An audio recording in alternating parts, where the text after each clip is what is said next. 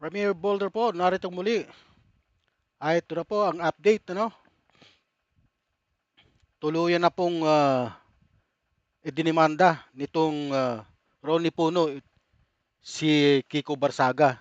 Kung natatandaan niyo po, dinimanda rin siya ni Enrique Rason, yung bilyonaryong negosyante dahil nga sa kasong bribery. Ah, dahil nga po sa mga paninirang puri, ano? Tuluyan ng mapupunta sa korte ang girian sa parte ng National Unity Party at ni Kiko Barsaga. Kasunod dito ng mga naging post ni Barsaga tungkol sa umano'y bribery sa loob ng partido. Ano? Ayon po kay Ronnie Puno, hindi nila palalampasin ang mga pahayag na ito. Itinuturing nilang paninira lamang. Sinermove. Ito po kasi ang mga sinabi ni Kiko Barsaga. Panuorin po natin. Tila napuno na Ayan na. si House Deputy Speaker at NUP Chairman Ronnie Puno sa mga aligasyon ni suspended Congressman Kiko Barsaga. Ang huling banat kasi ng kongresista, nabili raw ng isang bilyonaryo ang partido ni Puno. Narito ang agenda report ni Mavic Trinidad ng Abante. Ito rin po ang dahilan kung bakit ididemanda po si Kiko Barsaga ni Billionaire Enrique Rason. Ano po? Ito rin po yun. Mainit na ang usapan ngayon matapos ihag ng NUP na kakasuhan nila si Kiko Barsaga dahil sa mga aligasyon ng suhulan. Ayon sa partido, hindi sila handa silang patunayan sa korte na walang basihan ang mga kumakalat na post laban sa kanila. Yan po ang mga pahayag ni Congressman Ronnie Puno. Kakasuhan ng National Unity Party o NUP si Cavite 4th District Representative Kiko Barzaga dahil sa mga panibagong pasabog nito sa kanyang social media account. Sinabi ni House Deputy Speaker at NUP Chairman Ronnie Puno, hindi na nila palalampasin ang mga walang basihang aligasyon ni Barzaga. Sa kanyang post, sinabi ni Barzaga na tumanggap daw ang mga miyembro ng NUP ng suhol galing kay billionaire Enrique Razon kapalit ng pagsuporta sa dating House Speaker Martin Romualdez bago ang eleksyon noong 2025. Pero kaagad din naman itong binura ng kongresista. Pinalitan niya ito ng panibagong post laban kay Congressman Puno matapos nitong ihayag na kakasuhan ng partido si Barzaga. Sabi ni Barzaga, pwede naman daw siyang kasuhan ni Puno pero pagpapatunay lang daw ito na nabili na ng negosyanteng si Razon si Puno. Giniit ni Puno, walang basihan at masama ang layunin ng mga paratang ni Barzaga. Wala naman daw kasing naging kalaban si Romualdez sa kanyang distrito kaya hindi makatwiran ang bintang ni Barzaga. At dahil sa mga akusasyong ito ni Barzaga sa mga miyembro ng NUP, sa korte na lang daw sila magkita. Ang NUP ay partidong minsang pinamunuan ng ama ni Barzaga na si Elpido Barzaga Jr. at kinabibilangang partido rin ng batang kongresista. Noong Disyembre ng nakarang taon, sinuspindi si Barzaga ng Kamara ng 60 araw ng walang sahod at benepisyo dahil sa ilang posts nito sa kanyang social media account na umano'y puro paglabag bilang isang mambabatas ng mababang kapulungan.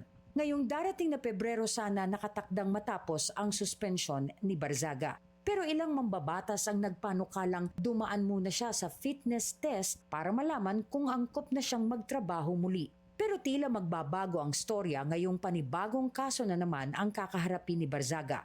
Sa pagbabalik ng sesyon sa susunod na buwan, nakahanda raw si Barzaga na mag-privilege speech para patunayan ang umano'y suhulang kinasangkutan ng NUP. Para sa agenda. Ayan po, ang kasong isinampa laban kay Kiko Barsaga ay hindi lang simpleng alitan ng personalidad. Ito ay banggaan ng kapangyarihan at paninindigan. Kapag ang isang leader ng unyon ay kinakasuhan dahil sa mga pahayag at paratang ng katiwalian, ang tanong ay hindi agad kung sino ang tama, kundi kung sino ang gustong patahimikin. Kung ang bribe allegation ay may laman, dapat patunayan sa korte. Ano? Hindi sa press release. Ngunit kung ang demanda ay ginagamit bilang sandata laban sa kritisismo, nagiging chilling effect ito sa kalayaan sa pagpapahayag. See you in court, ang linya na laban ay kung ang korte ba ay magiging tagapagtanggol ng katotohanan o kasangkapan ng impluensya. Sa huli, ang hustisya ay hindi dapat kinatatakutan ng nagsasabi ng totoo. Ang dapat matakot ay ang may itinatago.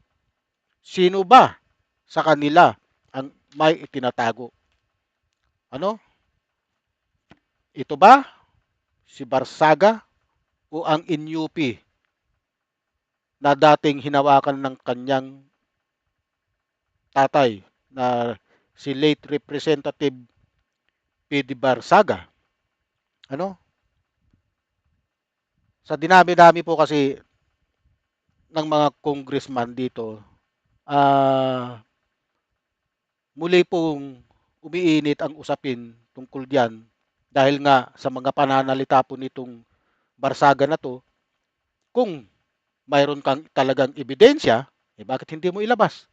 Ngunit kung yan mga paratang mo ay mga paninira lamang at wala kang may pa-ipresentang konkretong ebidensya, abay may paglalagyan ka dyan, Kiko Barsaga. Mahirap mag-akusa ng walang pinaghahawakang ebidensya. Dapat ipinakita mo na yung ebidensya mo muna. Kaya ka dinimanda ni Enrique Rason. At saka idinimanda ka rin yan. Dalawa na ang demanda mo. Oh, paano na yan? Oh, sige nga. Kasi nagdadakdak ka ng nagdadakdak. Pero wala ka naman maipakitang ebidensya na nag-bribe si Enrique Rason sa NUP. Mayroon ba? Hindi natin alam. Pare-pareho. Kasi yun ang mga sinasabi mo. Aligasyon mo yun na may bribe. Kung mayroon kang pinanghahawakan ebidensya, ipakita mo yung ebidensya pinanghahawakan mo. Ganun lang yun. Huwag niyo pong kalimutan like, subscribe, and share sa aking YouTube channel. Pati na rin po ang aking Facebook page. Huwag niyo pong kalimutang i-follow.